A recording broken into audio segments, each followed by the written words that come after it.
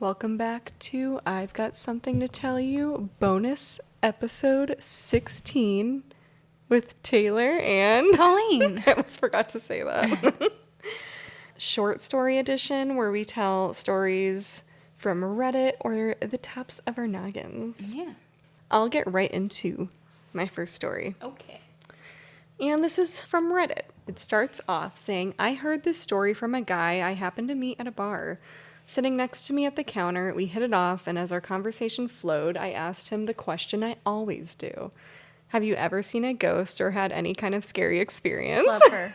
I know, me too. He thought for a moment and then replied, I don't know if you'd call it scary, but there was one time I nearly got taken to the other side. Sounds pretty scary to me. Yeah. This is the story he told me.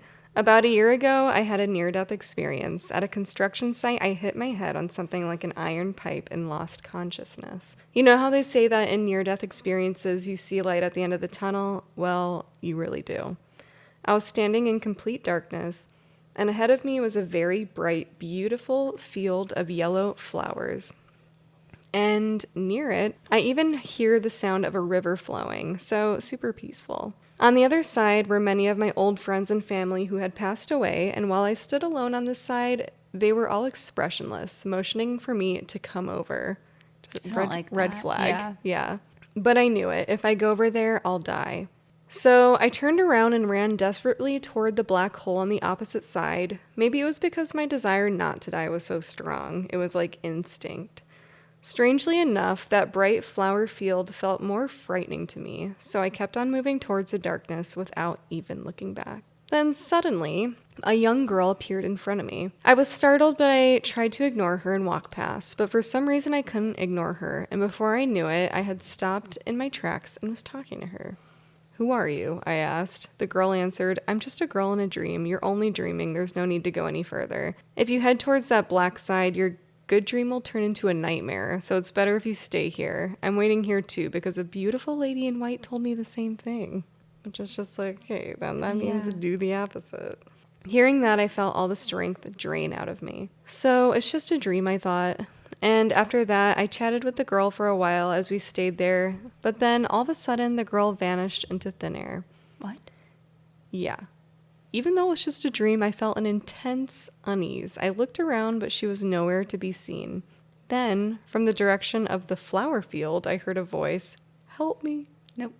Hell no. It was the girl's voice. I forgot myself and ran toward the flower field. What I saw there was completely different from the scene I had seen before. It was nothing less than hell.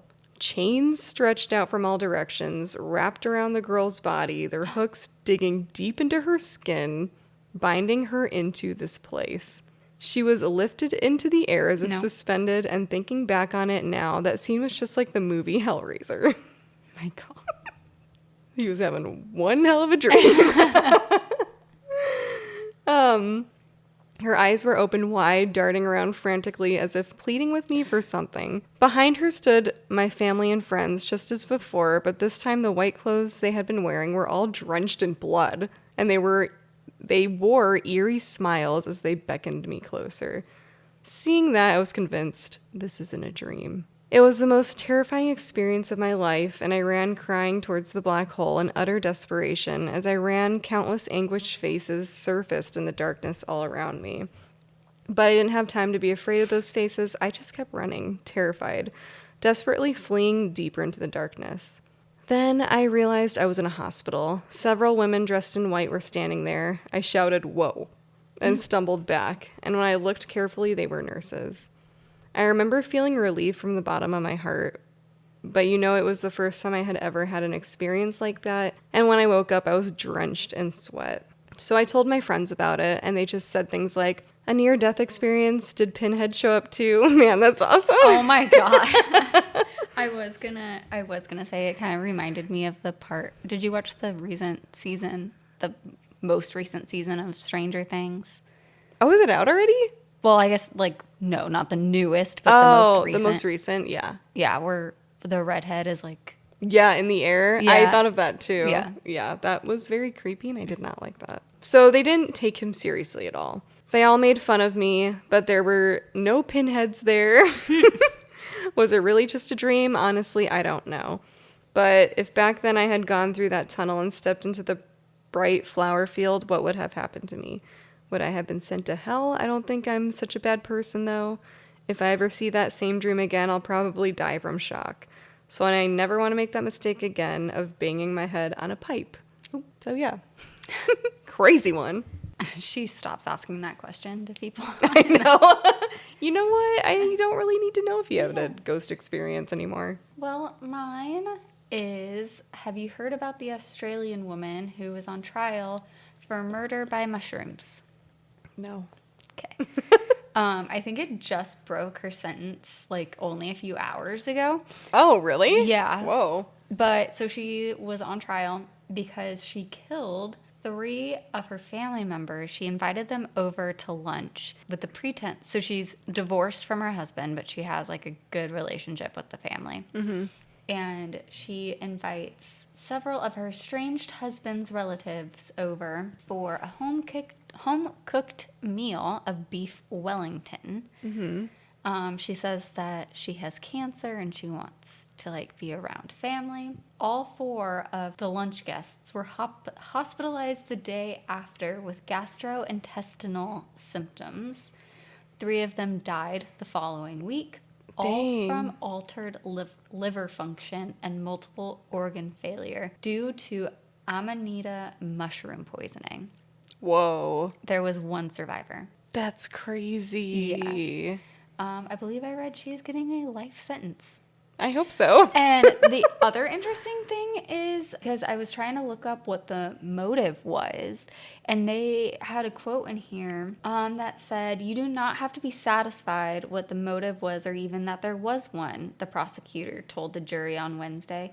"The prosecution will not be suggesting that there was a particular motive to do what she did." So they're just saying doesn't matter why she did it, and that's that. yeah, That's really weird. isn't that crazy? Yeah. Like, why did you do it? Like, I guess the evidence just must be like insurmounting against her, because generally I think they have to have a motive, right?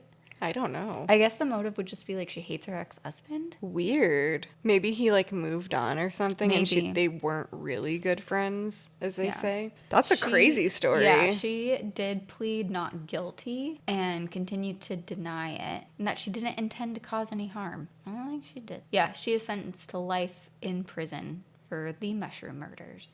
Oh, maybe do they not need a motive if they're pleading not guilty? Because if she's going to keep saying she didn't do it. No, because they still need to have a reason to prosecute her. Oh, like they still need to come up. Mm-hmm. They need to build the case against her, and motive Oh, is usually like the part. other side. Yeah. Oh, yeah, that's weird. Isn't that crazy? Yeah, But yeah, beef Wellington. I guess don't eat it if there's mushrooms in it. Gross. When you said mushrooms, I was thinking like shrooms, but that took a turn. Okay, so next story pulled from Reddit. I used to work at the Warfield on Market, and oh my god, I forgot to write where this was, so this would make more sense, but it was somewhere like on a coast. I don't remember which coast, but it was a coast. Okay. So if anyone recognizes these streets or wherever this is, then let me know. And that place is full of spirits. I did not see any myself, but most of my coworkers did. The basement there is what's left of a speakeasy from the Barbary Coast days. That part was ground zero. The dressing rooms would often be cold, and you could feel a hostile presence. Some of the people who worked there took a Ouija board into the dressing room and came running out within 10 minutes of starting. They didn't see anything, but claimed the board kept telling them, "Get out." Funny thing is, some YouTubers did the same thing 20 years later, and they got the same response. Oh. So, same spirit. It even has some recent ghosts. There's a guy in a hoodie and jeans that is often seen, and he was supposedly like a deadhead kid who OD'd and died in the toilet. I don't know. Nervous laughter. It says in the toilet, like on the toilet. He wasn't in the toilet. And so he pops up a lot. Mm-hmm. So he died at a Grateful Dead concert in the 80s. So sad. Yeah. So that was a very short story, but when I read it, I was like, I kind of want to cover that place. I want to research it more. Yeah. It sounds interesting. Love a Ouija board. Don't. My mom. Oh, I didn't even tell you the story. So my mom likes, I feel like she wants to see a ghost, but if she did, she'd probably freak out. Yeah. And my parents go up to like Bisbee and Jerome all the time, and they stay in like the haunted hotels and stuff. Not like, because I mean, they think it's cool that it's haunted, but they just like small towns. Yeah. But my mom texted me and my sister, and she was like, we're at an antique store, and she's like, there's like a Ouija board there. And I was like, cool, I want to see if it's like an antique Ouija board. Like, that sounds really cool. And she's like, I didn't get it. We went to the bar next door. And then like later on, she sends us a picture, and she's like, I went back and got it. And the picture, it's a Wednesday from the Addams Family, the new show. It's a Wednesday Addams Ouija board. I'm like, that's not antique, Mom. That's like the last couple of years. I was dying though, because I was like expecting this like wooden Ouija board that's like super cool. It's literally like, girl. It's literally got thing on it, like playing with the, like, My dad was trying to explain what the hand was. He's like, that's thing. And I'm like, we know. It says Wednesday. He's like, no. Let me tell you. But yeah. So anyway, that wraps up bonus episode 16. And if you want to send your scary stories in to be on the next episode, you can email us at igsttystories@gmail.com. Or you can send it to us on social media at igsttypod on Instagram, TikTok, or YouTube. Yeah, you can comment or DM us, whatever Whatever your little heart's desire is. Yeah. And don't forget to rate and follow us. Yeah. Okay. Well, thanks for listening. Thanks. Later.